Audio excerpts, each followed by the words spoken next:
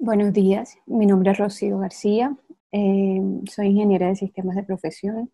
Tengo una certificación en educación Montessori que la hice en el año 2012, hace 8 años, en Berkeley, California.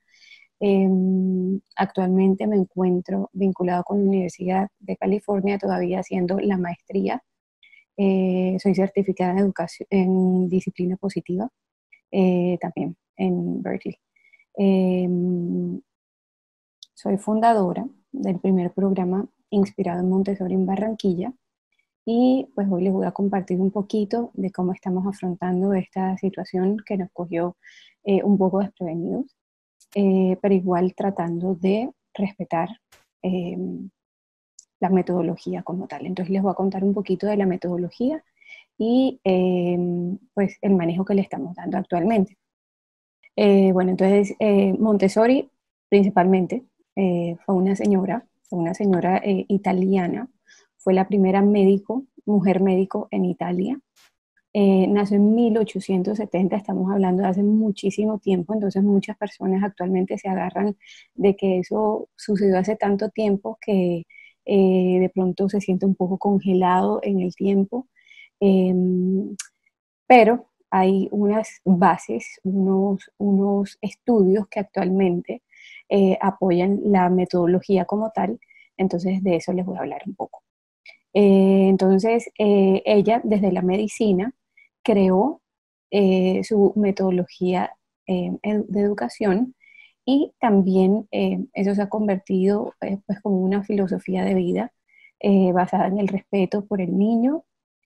Por eso tiene muchos puntos en común con disciplina positiva y pues les voy a contar un poquito de los principios para ponernos más en contexto. Uno de los principios de la educación Montessori es el movimiento y que el conocimiento están relacionados para el proceso de aprendizaje. ¿Qué quiere decir esto? Típicamente los niños en un lugar tradicional o convencional se encuentran todos sentados recibiendo del profesor pues la lección o el contenido para aprender y los niños no pueden estar en movimiento, simplemente sentados en su mesa, escuchando y recibiendo, llenando sus cabecitas de conocimiento. Montessori vio que el movimiento, sobre todo en estos primeros años de vida, hasta los 6 años, es muy necesario y que el movimiento es parte del aprendizaje, es parte de la exploración, es parte de permitir a ellos ser eh, y permitir que la naturaleza humana sea eh, valorada, sea respetada. Entonces, por ejemplo, en un ambiente Montessori, así como se muestra un poco en la foto, notarán que hay muchas repisas, que hay sillas, hay niños trabajando en pareja, hay niños trabajando solos. Entonces, ellos pueden acceder a estas actividades que se encuentran sobre las repisas eh, opcionalmente. Entonces les voy a mostrar a continuación otro de los principios para no adelantarme. Entonces dice que hay resultados positivos en términos de aprendizaje y bienestar cuando tenemos control sobre nuestras vidas. Esto está muy relacionado con la siguiente diapositiva, que es la posibilidad de escoger. El poder escoger. Si a uno lo obligan, tienes que sentarte y hacer esto ya, y de repente tu cuerpo, tu mente en ese momento no quiere hacerlo, tal vez en otro momento. Entonces eso se va a recibir y el proceso se va a recibir de pronto de una manera no tan positiva como quisiéramos. Se puede inclusive crear un rechazo hacia ese aprendizaje, hacia ese momento. Eh, Así que el hecho de tener un poco de control, de poder elegir, va a eh, tener mejores resultados sobre el aprendizaje. Cuando uno escoge algo, cuando uno tiene la posibilidad de elegir, ahí estamos respetando el interés. Estamos respetando también el momento de desarrollo en el que el niño o la niña se encuentra, porque si de repente el niño está aprendiendo a agarrar, a hacer el agarre en pinza, y lo ponemos a hacer de pronto una actividad más avanzada o menos avanzada, la actividad no va a satisfacer las necesidades que tiene de desarrollo el niño en ese momento de su vida. Entonces, tenemos la tendencia humana de poder escoger, y nuestro interior nos invita a escoger las actividades que son apropiadas para ese momento de aprendizaje. Entonces, esta es la tercera, uno de los principios también es la parte de respetar el interés de los niños.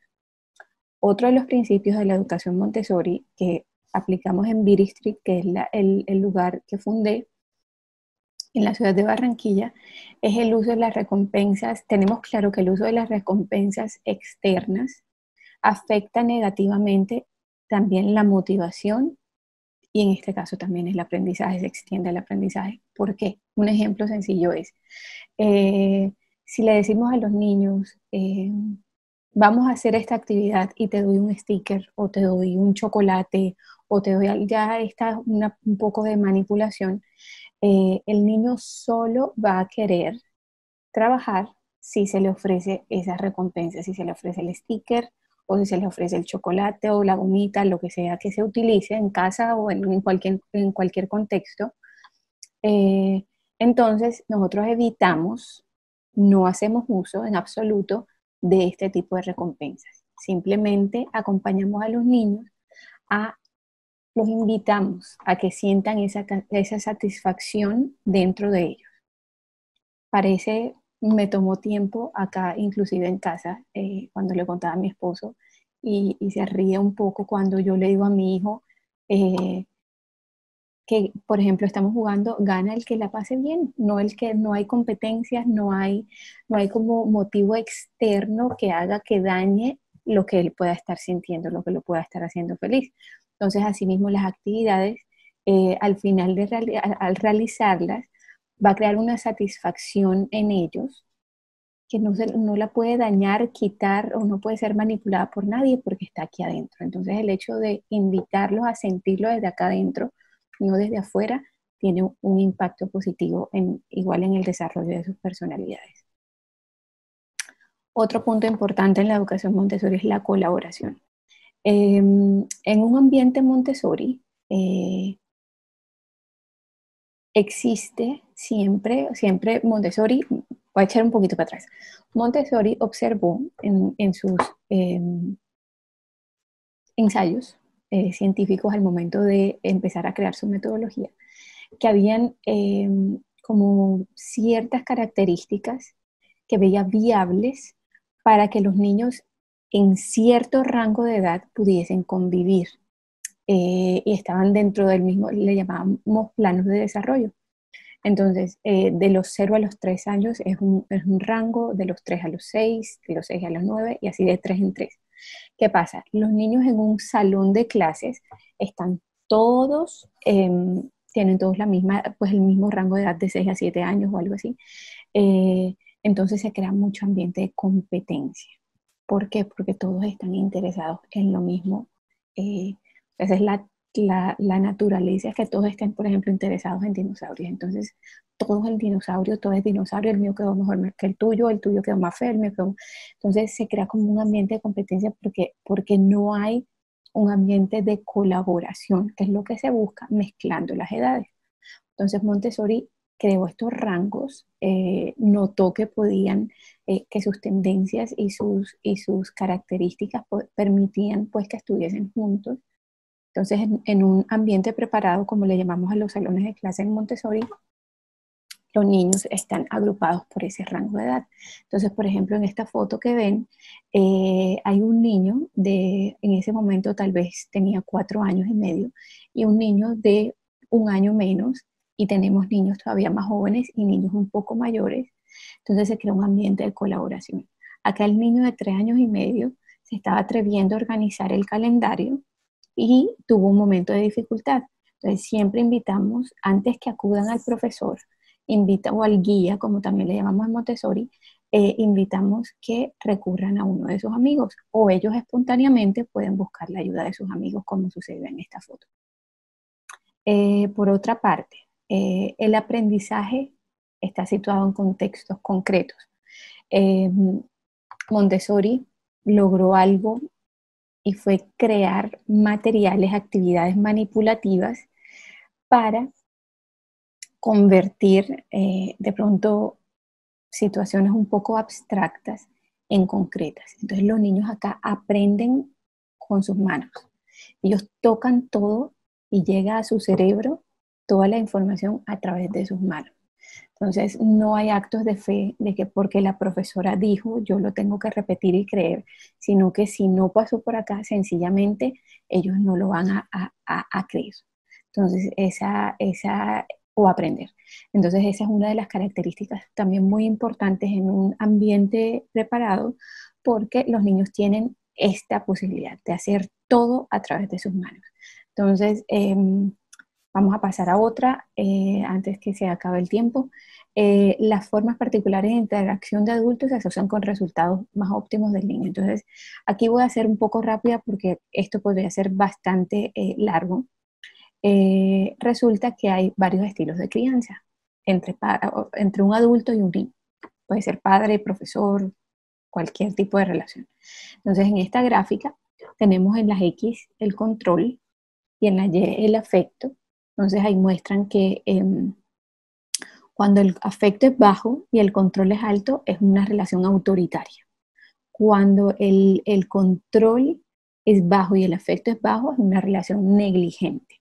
Cuando el control es bajo y el afecto es alto, una relación permisiva. Entonces son esos niños que pueden hacer lo que quieran porque el mundo es de ellos, entonces viven en otra realidad. Entonces, lo que nos invita Montessori y disciplina positiva también es a tener un equilibrio entre el afecto y el control. Ser firmes, pero también amables al mismo tiempo. Entonces, esto va a tener efectos positivos también sobre la personalidad y sobre el desarrollo del niño. Otra característica muy importante de un ambiente preparado es el orden. Los niños están en momentos perfectos, le llamamos periodos sensibles, por ejemplo, de adquirir el lenguaje. Nosotros no le enseñamos, nadie le enseña a los niños a su lengua materna, como aprendemos de pronto una segunda lengua cuando ya tenemos 8 años, que nos empiezan a decir pasado, presente, futuro. En cambio, cuando están en el periodo sensible, en el momento perfecto, que es de los 0 a los 3 años, bueno, se extiende hasta los 6, pero los 0 a los 3 tienen un pico, es cuando los niños absorben ese lenguaje de forma inconsciente. Entonces, el orden es otro de esos periodos sensibles. Los niños, cuando tienen un ambiente ordenado, cuando tienen una rutina, ya ellos saben el orden del día, eso les va a facilitar absolutamente todo, les va a bajar los niveles de ansiedad porque ya saben qué es lo que sigue. Asimismo, cuando tenemos un ambiente ordenado, por ejemplo, ahorita en unas diapositivas más adelante van a ver, los ambientes Montessori siempre están muy organizados y las actividades se encuentran delimitadas por bandeja. Esto les permite a los niños saber que todo lo que está ahí dentro es lo que necesitan para hacer esa actividad. Y asimismo esa actividad debe ser regresada a, a su lugar. Entonces así los niños se pueden desenvolver fácilmente en un lugar así, en un ambiente así, en una casa así, inclusive si en la casa se practica algo semejante. Y es algo natural para ellos. Uno cree que no, que ellos son desordenados por naturaleza, pero no.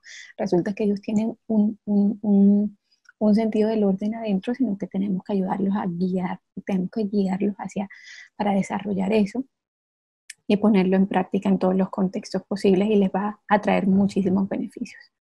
Entonces, como les decía antes, en Montessori no llamamos salones de clase, sino que llamamos ambiente preparado. Este es un lugar ordenado, agradable a la vista, simple y sobre todo real. Todas las cosas que están ahí son reales. Entonces no vemos caricaturas, todas las fotos de las actividades son animales reales, caras reales, y todas las actividades, cada una de esas actividades tiene un propósito. Entonces no es algo sin sentido, no son actividades, no son juegos, son actividades con propósito. Esa es la diferencia entre un juego, entre lo que llamamos jugar y de pronto lo que llamamos nosotros en Montessori trabajar haciendo actividades. Entonces, cada una de esas actividades que ustedes ven en las diapositivas tienen un fin. Entonces, vamos a entrar un poquito más en detalle. El ambiente preparado entonces tiene 5 áreas principales. Sin embargo, hay otras como arte, música, hay otras que también, pero en el entrenamiento sobre todo nos dan material para estas 5 áreas que son las más fuertes. Entonces, la primera, voy a empezar como desde las edades más tempranas, eh, que son vida práctica y sensorial, son las que tienen como un mayor poder en los niños. Vida práctica implica actividades del día a día. Entonces, cómo abrir correderas, cómo servir de un vaso a otro. Entonces, es una secuencia de actividades que van desarrollando coordinación, concentración, orden y todas estas independencias y todas estas van desarrollando igual, van teniendo un efecto indirecto que va a tener, que son las destrezas, la motricidad fina, cuando agarramos una jarrita o cuando agarramos un frijolito para pasarlo de un contenedor a otro, todo eso es motricidad, trabajo de motricidad fina, que va a tener obviamente impacto en otras áreas como el lenguaje, matemáticas y ciencias en un futuro. Entonces, normalmente los niños más pequeños nos enfocamos más en estas áreas, en vida práctica y sensorial, porque por respetando pues la importancia de las manos, que más adelante también les voy a mencionar. Entonces, ¿cómo es un ambiente preparado? Esta es la foto, una de las fotos de Beatty Street, que es el lugar que fundé acá en Barranquilla. Es un lugar pequeño, de capacidad de unos 15 niños. Entonces, todas esas actividades ahí están organizadas. Allá al fondo, por donde se ven unos vasitos de colores, es arte, también está lenguaje. Debajo de la pecera está la parte de sensorial. En la otra repisa larguita está vida práctica. Entonces son actividades y si notan están todas delimitadas por una bandeja. Aquí está, bueno, esta es la parte de arte. Hay mesas pequeñas y tenemos mesas grandes. Estas, por ejemplo, son para hacer la merienda o si alguien quiere sentarse ahí y trabajar solo o de repente alguien quiere unirse, puede trabajar ahí también. Ellos son libres y pueden mover sus sillas y decidir si quieren trabajar con alguien, si quieren trabajar solo. Se dice que la tendencia de los niños menores de 6 años es trabajar solos, sin embargo, puede que les provoque en algún momento trabajar con alguien. Entonces, aquí les muestro otra de las fotos de nuestro lugar de trabajo.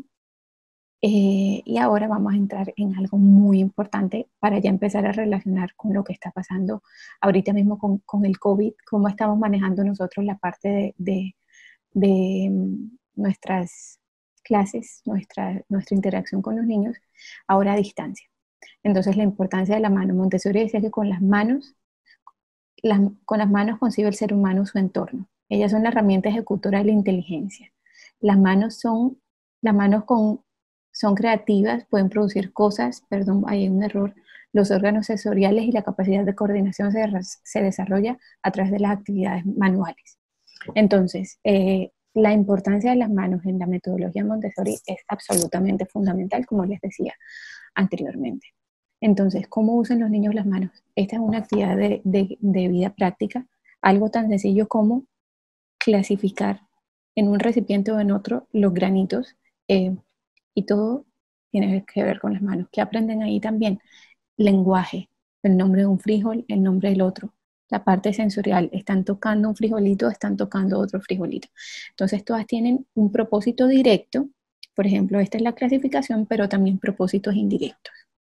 Este es uno de los iconos de esta actividad, un material tradicional Montessori, se llama la Torre Rosa, y consiste en organizar del cubo más grande, que es de 10 por 10, hasta el cubo más pequeño, que es de 1 por 1, van disminuyendo por 1 centímetro. Y otra característica importante que tienen las actividades es que tienen un control de error. Control de error es que el niño mismo o la actividad misma o la relación entre ellos dos les permite descubrir si en la realización de la actividad hay algún tipo de error o no. Entonces, por ejemplo, aquí el control de error es discriminación visual o inclusive el hecho de que si pone el cubito más pequeño o los ponen en desorden por tamaño, eso se va a caer. Entonces ahí van descubriendo que debe ser del más grande al más pequeño con el hecho de la práctica.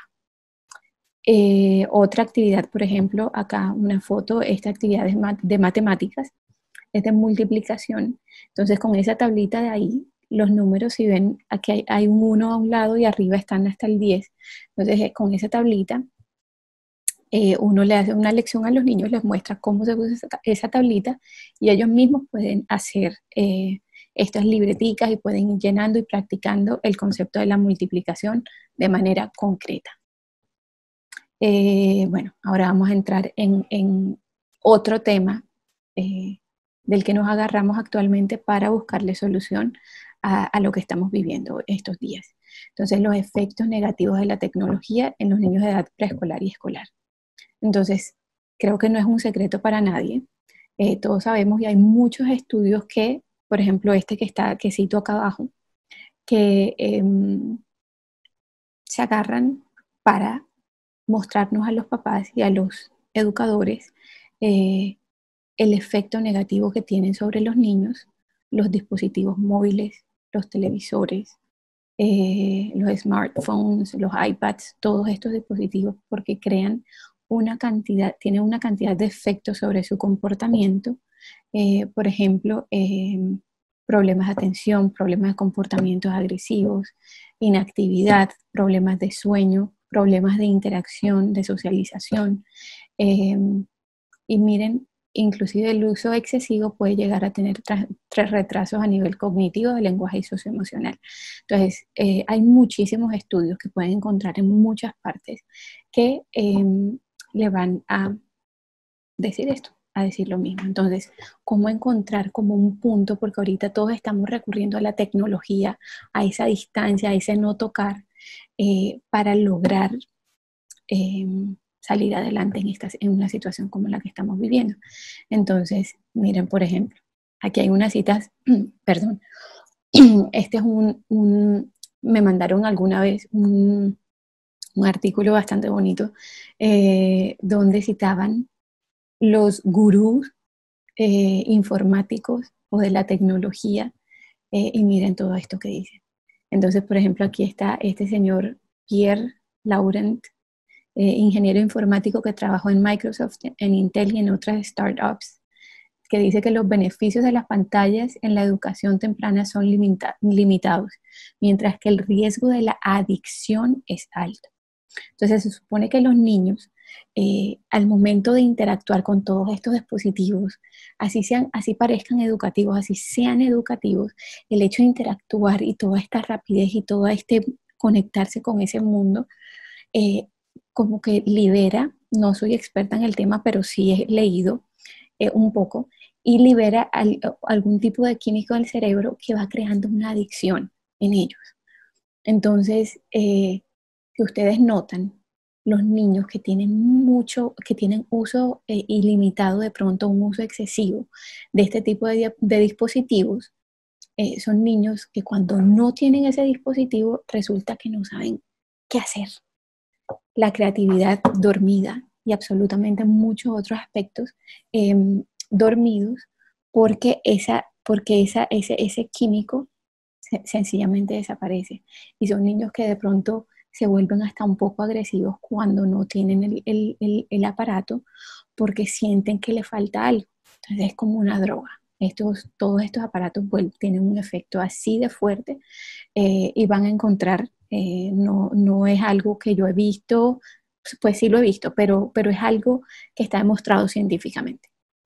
Bill Gates, creador de Microsoft, no tenemos los teléfonos en la mesa cuando estabas comiendo y no les dimos móviles hasta que cumplieron los 14 años. Miren, si los mismos creadores están teniendo ese cuidado porque saben el efecto negativo. El cerebro de ellos todavía no está listo, no está maduro, no está formado para tener contacto con este tipo de tecnología. Entonces, Steve Jobs, el creador de Apple, mire lo que dijo en una revista: en casa limitamos el uso de la tecnología de nuestros hijos.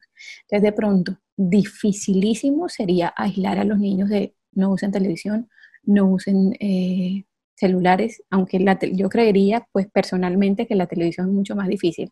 Por ejemplo, acá en mi casa solo hay tiempo limitado para ver televisión, pero a dispositivos y iPad, celulares y eso no existe la posibilidad. Entonces es muy difícil en días como estos tener a los niños aislados. Eh, pero sí de pronto hacer un uso moderado de estos dispositivos. Entonces, ¿cómo estamos haciendo nosotros? ¿Cómo estamos enfrentando esta situación? Donde no tenemos contacto directo con los niños, donde todo el mundo está recurriendo a herramientas como Zoom, como, no sé, una cantidad de herramientas para seguir con esta interacción. Entonces, Beauty Street lo que estamos buscando es apoyar a las familias. ¿Cómo? Ofreciéndoles actividades que sean muy sencillas de realizar manualmente, que sean con materiales reciclados. Entonces, por ejemplo, que necesiten tapitas o que necesiten pedazos de cartón y goma, o sea, cosas muy sencillas que se puedan crear en corto tiempo y que sean actividades con propósito. No son actividades que tienen que hacer todos los días, porque estas actividades simplemente tienen que estar así, sobre una repisa para que los niños libremente puedan usarlas y puedan aprender de ellas, puedan lograr el propósito de la actividad. Entonces, el movimiento no es continuo, no hay que estar cambiando todos los días, sino es algo más pausado. Entonces, Beauty Street lo que está haciendo es usando una de las plataformas, Google Classroom se llama.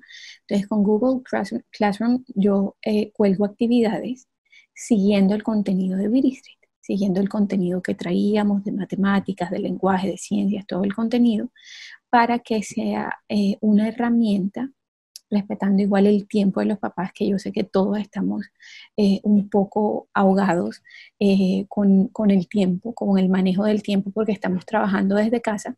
Entonces la idea es que crear estas actividades en momentos que sean posibles para los papás. Entonces, todo esto es una relación bastante offline, bastante basada en la familia, eh, tratando de mantener esa conexión, que sea un momento para estar papá e hijo, mamá e hijo. Entonces, con esta herramienta hemos hecho algunas actividades. Estos son algunos ejemplos de las ideas de actividad. Miren qué sencillas son. Estas son tapitas de leche, que son súper valiosas, no las boten, haciendo palabras cortas. Entonces simplemente con pedacitos de cartón o de papel se muestran las palabras y la idea es enroscar. Entonces miren todo el movimiento, todo el objetivo indirecto que tienen estas actividades, el desarrollo de la motricidad fina mientras trabajan la parte del lenguaje. Actividad de matemática. Entonces los números de lija simplemente se pueden hacer, eso es una actividad que venden, en Colombia no es tan fácil de encontrar, pero igual se puede hacer algo semejante. Entonces, y poner al lado, este es un librito que tiene el número y al tocarlo es un poco arenoso, la textura es un poco arenosa, como si fuera un papel de lija. Entonces la idea es hacer el trazo y al lado hacerlo sobre la arena. Entonces, acá hay otro ejemplo. Todas estas son actividades que de pronto algunos papás han encontrado o algunos papás han visto y siempre las compartimos entre nosotros como comunidad, o son actividades que hemos propuesto en esta plataforma de Google Classroom y que han de pronto modificado o han aplicado como se propone para el uso de o el desarrollo, continuar el desarrollo que traíamos en Beauty Street en casa. Entonces, todas estas actividades son de familias de Beauty Street que me han enviado y que hoy les comparto. Esta es otra actividad de arte, esta se las envié. Entonces, en Google Classroom también, además de las actividades sencillas de crear, también tenemos actividades imprimibles.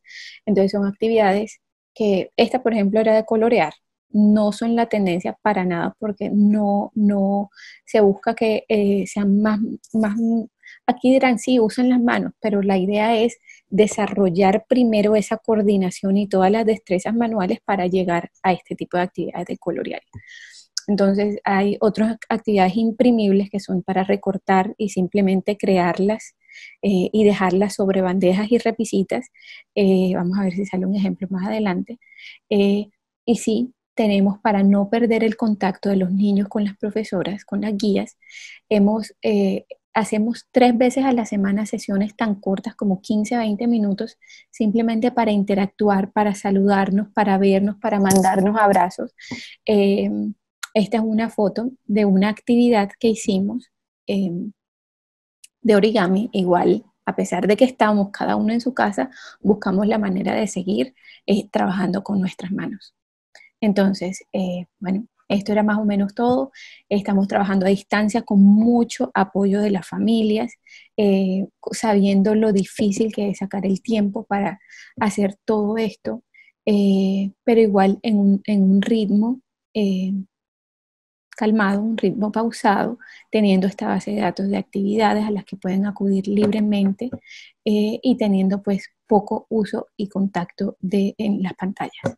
Entonces no mandamos nunca actividades, links para hacer juegos ni nada educativo, porque estamos convencidos de que las manos necesitan tocar la dimensión, necesitan sentir la textura para tener un proceso de aprendizaje y para evitar el efecto negativo de los dispositivos, porque sabemos igual que si nosotros, que somos los educadores, los hacemos usar este tipo de aparatos, adicionalmente en su horario de no trabajo, en su horario de descansar, posiblemente también haya uso, entonces sería como un exceso.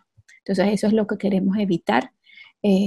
Afortunadamente las familias con las que contamos actualmente y las familias que se nos acercan son familias que entienden todo esto y pues quieren intentar sacar el tiempo para sus hijos.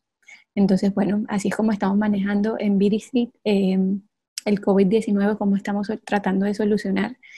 Nos proyectamos el próximo semestre, de pronto facilitar algunas de las actividades ya creadas, simplemente para ser entregadas y sean usadas en casa.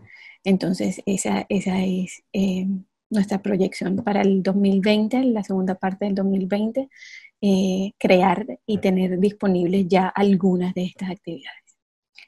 Bueno, muchísimas gracias. Cualquier pregunta, aquí está el correo, aquí está nuestra página web donde nos pueden hacer preguntas y muchas gracias por escucharnos.